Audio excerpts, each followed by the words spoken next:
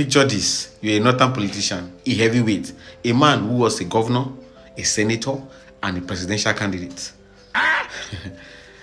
You have built a political movement so strong that your followers put on a signature cap just to identify with you.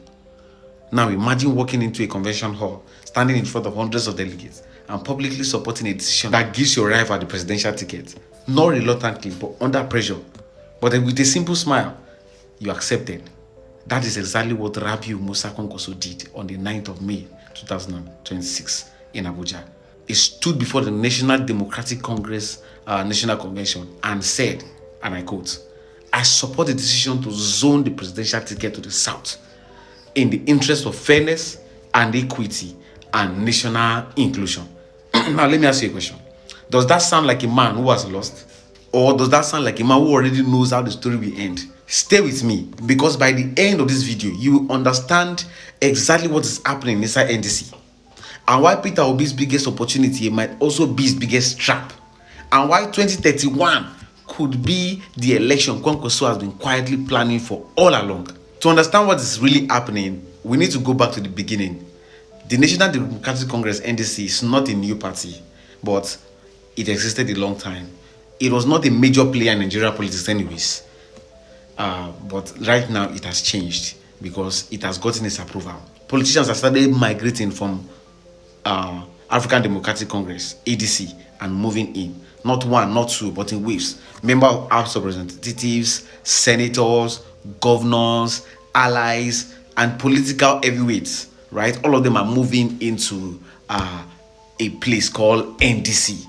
Why? Because one of the two biggest opposition parties in Nigeria, ADC, PDP, are having issues in courts. Their house on fire. They're having internal crisis. So factions are fighting, internal issues. Their alleged move from the ruling party, right, the incumbent party, to disrupt the peace of those parties, right? And this is making everybody nervous, especially as 2027 is around the corner. So NDC, led by the former governor of Bayelsa State, Sariake Dixon, it began positioning itself as the alternative, the stable ground, the platform where serious opposition could actually be built. Then, the movement of Peter Obi and Rabiu Kwankwaso, the two Nigerian most recognized opposition figures, moving into NDC, changed everything. They walked into the national convention, NDC, on the 9th of May, and they collected their membership card. They addressed delegates, and just like that, NDC became one of the most talked about opposition party in the country overnight. But it was not just their arrival that made the headlines. It was what the party decided on that changed everything on their convention. At the convention, a motion was moved by Afam Victor Ogene, the lawmaker representing Ogbaru constituency in Anambra State. This motion was simple but powerful. The zone 2027 presidential ticket to the South for a single term, which is 4 years. And after that single term, it will automatically rotate to the North in 2031. The delegates voted and it was unanimous. Just like that, NDC had drawn a political map for the next 8 years and for the next 8 years of Nigerian presidential politics. Now, let's talk about the man this decision will benefit most on paper, which is Peter Obi. If you have followed Nigerian politics for the last few years, you already know this name. Even if you follow this my page, you already know I'm very big on talking about Peter Obi. He has run for president under the platform of Labour Party before, right? He made that party popular. That party became from nothing to something because of the obedient movement. Millions of young Nigerians energized, were hopeful, right? And wearing caps, chanting. Social media was on fire. The energy was real.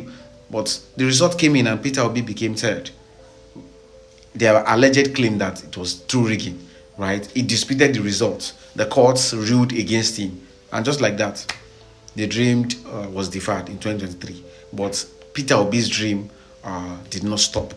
2025 December, he left Labour Party and went to ADC, right? Which was part of the coalition that we thought might face APC in 2027. But again, things started to collapse internally in ADC. legal dispute and external interference. Like I said, a political environment that Obi himself described as increasingly hostile. So once again, Peter Obi had to pack his luggage. He moved this time to the NDC. Now, here's what I want you to notice. Peter Obi has been in 3 parties: Labour Party, ADC, and NDC. Some will look at that and say, this man is unstable. He keeps running from one place to another. But I want you to look at it differently. If you're a follower of this page, you know that we look at things analytically. This is a man who wants to be president of Nigeria so badly that is willing to do whatever it takes to find the right platform. And now, for the first time, he has landed somewhere that has publicly and officially unanimously handed him the presidential zoning. On paper, this is Peter Obi's best chance yet. But here's an angle I want us to approach this story from. This is the interesting angle we are going to talk about in this video. The Kwankwaso puzzle. Let's talk about the man standing quietly in the background.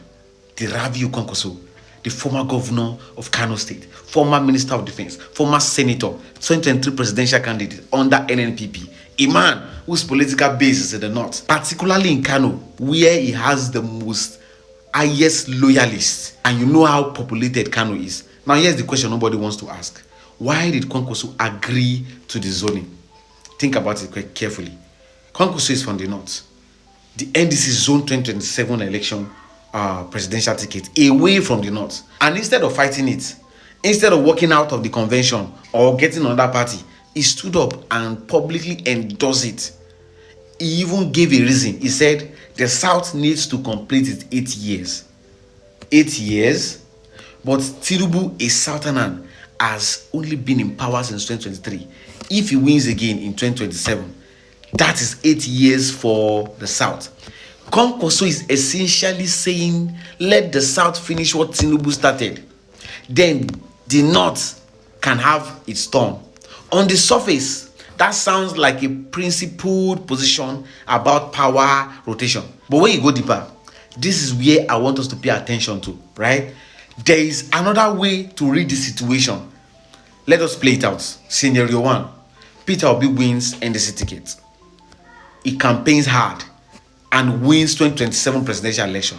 Nigeria gets a new president. NDC forms government. Kwankwaso becomes a very powerful figure inside the government as a vice president. He builds his national profile for 4 years. And in 2031, the zone rotates to the north. He is already inside the system. He is no longer an outsider. He is now like an apparent heir. That is good outcome for Kwankwaso, don't you think? Okay. Scenario 2. Let's picture it this way. Peter Obi wins the NDC ticket. He campaigns hard. The election does not go his way. Now, I'm not here to tell you that the 2027 election will be rigged. But what I'm telling you now is, you know how Nigerian elections are with irregularities. These irregularities have been documented over time across multiple election cycles. Voters' apathy is real. Suppression is real. And the incumbent president Bola Ahmed Tinubu allegedly controlled the machinery of the federal government. Even there's an alleged narrative that the INEC chairman is working for the incumbent governor. If for any reason, rigging, voters' apathy, a divided opposition, or simple losing of ballot boxes, Peter Obi did not now win. Not because people did not vote. What happens next? Remember, the zoning now for NDC, their formula is the South will take a term of 4 years. One shot. So if Peter Obi lose, the zone does not reset for the South to try again. The agreement is clear. After 2027, North will get their ticket by 2031. And who is the most prepared northern politician sitting inside NDC right now? Kwankwaso. So let me say this plainly. In scenario 1, Kwankwaso wins. Because if Peter Obi wins, the next person will be Kwankwaso. In scenario 2, Kwankwaso wins. If Peter Obi loses the election, the next person they will field as in NDC is who? Kwankwaso. The only scenario where Kwankwaso loses if Peter Obi wins 2027 and the NDCs decide to zone 2031 away from the north again, breaking their own agreement. And that is unlikely because the resolution was adopted unanimously and publicly. This is what political chess look like at the highest level. Kwankwaso did not step aside because he is generous. Kwankwaso step aside because he is calculating his steps. Every steps is making a smart move on the board. Let's bring everything together. This national convention that NDC held on the 9th of May, Peter Obi and Kwankwaso are just recently joined the party. The presidential ticket has been zoned, right? And Kwankwaso is a northern political giant. He smiled and supported it. The headline is calling this a victory for Peter Obi. But maybe when you zoom out, you are going to look carefully at the chessboard. And instead of just one piece of saying, congratulations to Peter Obi, this has been handed over to him, you are going to see something the headlines are not going to tell you, that I'm bringing to you. Kwankwaso is not losing for stepping aside and maybe becoming the vice president in the OK movement. Obi Kwankwaso. If Obi win, Kwankwaso is inside the winning government as a vice president.